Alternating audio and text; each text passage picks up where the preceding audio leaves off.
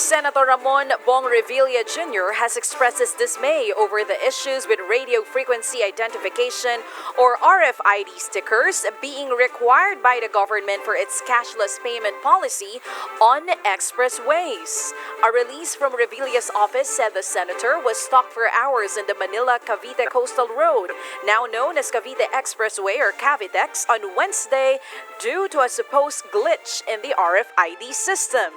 And he said, I quote, "Mabuti pa dati kahit may pagbabagal pagdating sa tollway ay umuusad kahit paano.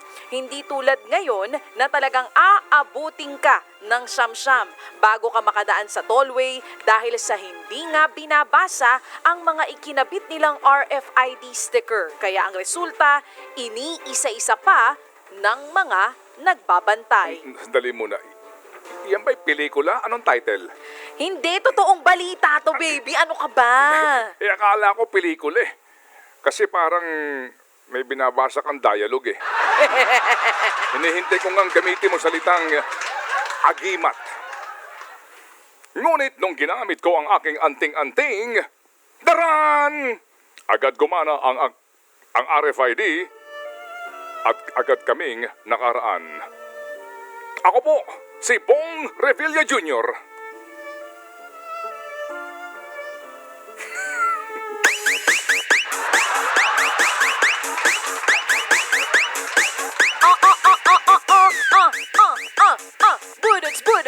Budots. Ulitin ko ha. Ulitin ko to ha. Opo. Ngunit nung ginamitan ko ng aking agimat!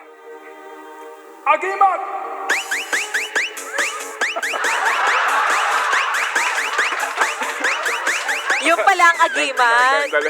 Ang dali lang po. Dali po. Senator Bong Revilla, sir, good morning po and I hope you don't mind. I hope you don't mind.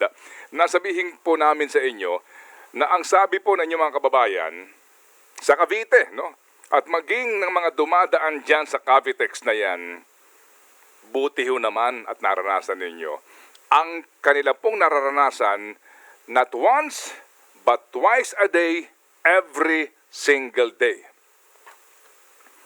Ang mensahe po namin ay, nararapat lamang na maranasan, lalo na po ng mga matataas na opisyal ng pamahalaan ang nararanasan, pinagdaraanan at araw-araw na sakripisyo ng mga pangkaraniwang mamamayan. Marahil po, first time experience po lamang yan ni Sir Senator Bong Revilla. Yan pong problemang yan sa Cavitex at ilang pang tollways.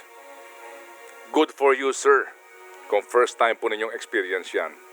But how about the others? So now, what will happen next? Will you file a resolution in the upper chamber of Congress urging the appropriate committee to conduct an investigation in aid of legislation? My English, my goodness, on a Friday morning. Ano? English mo ako sa bayan ko? Prinsesya! Sana po, yung inyong press release ay hindi lang po press release. Sa totoo lang, hindi na po namin kailangan ng Senate investigation. Madagal pa po yun eh. Agad nyo nang boljakin ang Toll Regulatory Board o TRB para agad na kumilos. Gamitan nyo po ng agimat ninyo o anting-anting o espada po. Espada ni? Di mo alam. Nino. Espada ni... Kilala ko yan eh. Sino nga yun? Siya yun eh, di ba? Yung superhero. Siya rin yun. Si Senator, sino nga to? Nasa dulo ng dila ko eh. Patingin ng dila mo.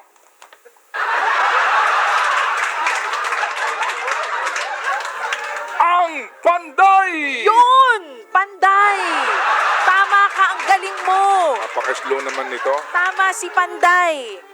Gamitan nyo po ng agimat ninyo kung kinakailangan. At sana nga po, ang paglalabas po ninyo ng balita na ito ay hindi po lamang pagsawsaw sa issue. Hindi pagsawsaw kundi tunay na pagsukbo. Immersion. Ito'y salitang aking po nabanggit kahapon. Sa wikang Filipino, immersion, ito ay paglubog o pagsisid o pagsukbo. Ito rin po ang karaniwang pinagagawa at pinagdaraanan ng mga mag-aaral, social scientists, at ilang mga professionals na gustong malaman, masaksihan, maramdaman ang tunay na kalagayan ng isang partikular na tao, pamilya, grupo o komunidad. Si Aiza Mijeno, remember her? Siya po yung Filipina scientist na nakaharap ni former US President Barack Obama at Yes, we can. tsaka ni Jack Ma. Noong idinaos po sa ating bansa ang Asia-Pacific Economic Cooperation Summit o APEC noong Nobyembre po ng 2015. Remember? Na-impress sa kanya si Ginoong Obama maging si Jack Ma. Si Mijeno po ay isang computer engineering graduate at miyembro po ng Greenpeace Philippines. Katuwang ang kanyang kapatid. Sila po ay nakaimbento ng salt lamp o sustainable alternative lighting. Ito po ay lamparang may ilaw kung saan ang panggagalingan po ng power o kuryente para sa naturang ilaw ay asin at tubig lamang. Nahikayat nga po si Mijeno na maimbento ang naturang salt lamp nang siya'y sumailalim sa immersion. Nag-immerse sila, lumubog, kasama ang boot-boot drive sa Kalinga. Dahil nga daw madalang po ang public transportation sa naturang komunidad, walang nagagawa po ang miyembro ng tribo, kundi ang maglakad ng mahigit sa 6 na oras para lamang pumunta sa bayan at bumili po ng gaas para sa kanilang pangluto at panglampara. Nasaksihan po ni Mijeno ang hirap pong dinaranas ng mga miyembro ng tribo at ang peligrong kinakaharap sa paggamit ng digaas na lampara gaya ng maitim na usok na delikado po sa mga mata, no? At kalusugan po ng tao. At yung mga bata roon na nag-aaral, ito po ang ginagamit na lampara. Panganib din po sa sunog. Nang dahil po sa immersion na yon, nagkaroon ng inspirasyon si Aiza. At kasama po ang kanyang kapatid na imbento nga po ang salt lamp na ngayon po'y pinakikinabangan ng tribo. So kumbaga, immersion po ang nag-udyok sa kanila para gumawa ng mabuti at tama sa kanila pong kapwa. Immersion. Hindi kaya ito ang dapat subukan ng mga opisyal ng DOTR at ng mga opisyal ng MMDA? Kung sakasakali, 1 linggo lang naman, subukan nyo kayang sumakay ng bus sa pamamagitan po ng EDSA busway mula EDSA Caloocan hanggang sa babaan ng EDSA busway sa EDSA Nepaquiu Mart sa may bandang Ermin Garcia.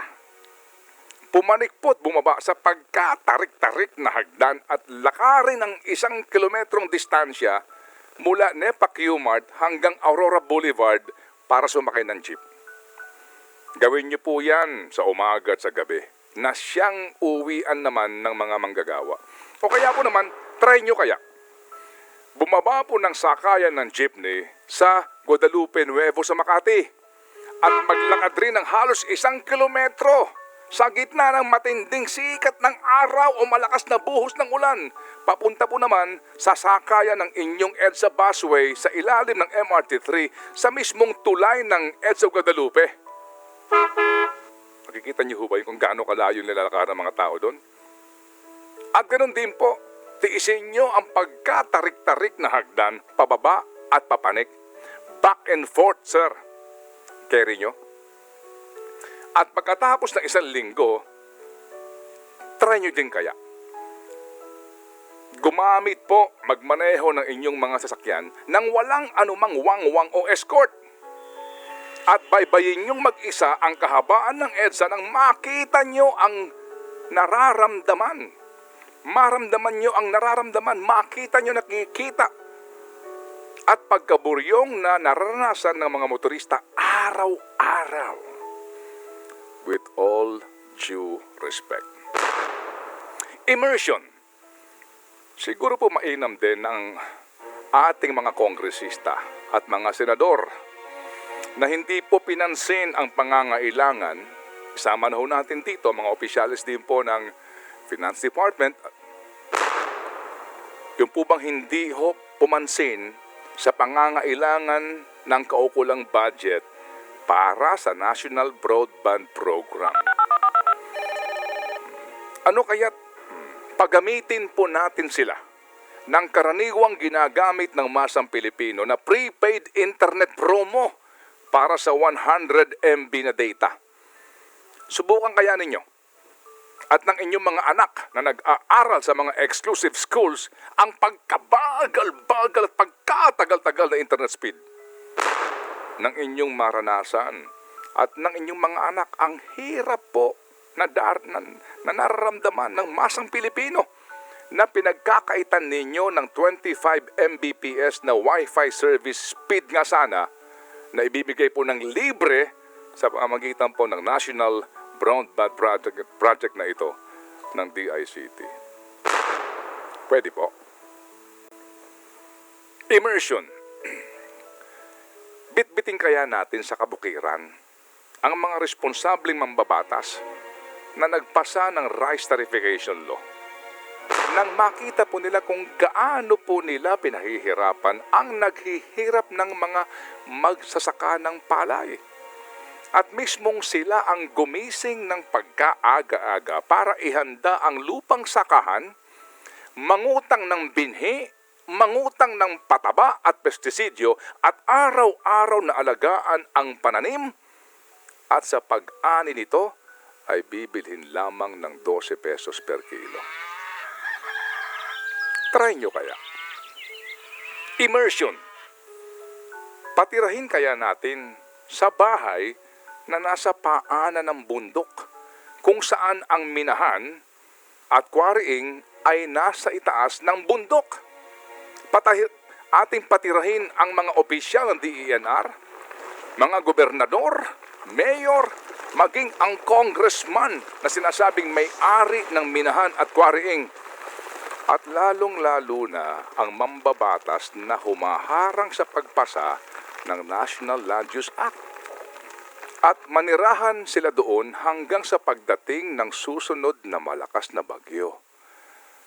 Nang maunawaan nila ang ibig sabihin ng panganib, nang makapa nila, mahawakan nila, at matapakan nila ang lapot ng putik at matuto silang lumangoy sa bahang puno ng makapal na putik mula sa kabundukan. Nang maranasan po nila yung inyong napapanood ngayon sa video. Pwede po kaya? Immersion. Bigyan po natin ng 300 piso araw-araw sa loob ng 15 araw ang mga opisyal ng Department of Agriculture. Ang mga miyembro po ng Komite ng Agrikultura sa 2 kapulungan ng Kongreso. At sa loob ng 15 araw na iyon, tumira sila sa tirahan ng mga magbubukid sa kanayunan. At pagkasyahin nila ang 300 piso sa kanilang pangangailangan sa loob ng 1 araw. Tignan po natin kung kaya niyong mabuhay sa 300 piso. 300 piso sa 1 araw.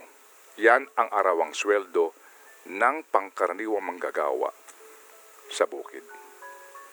Sa mga nakikinig ngayon po sa amin sa Radyo 5, meron ba kayong gustong isama sa pagsukbo o immersion? Hindi ba't ang naranasan po ni Senator Bong Revilla ay maituturing na pangkaraniwan lamang? At tila maliit na bagay lang sa araw-araw na sakripisyo at pagdurusang naranasan ng mga pangkaraniwang Pilipino? Di po ba? Think about it.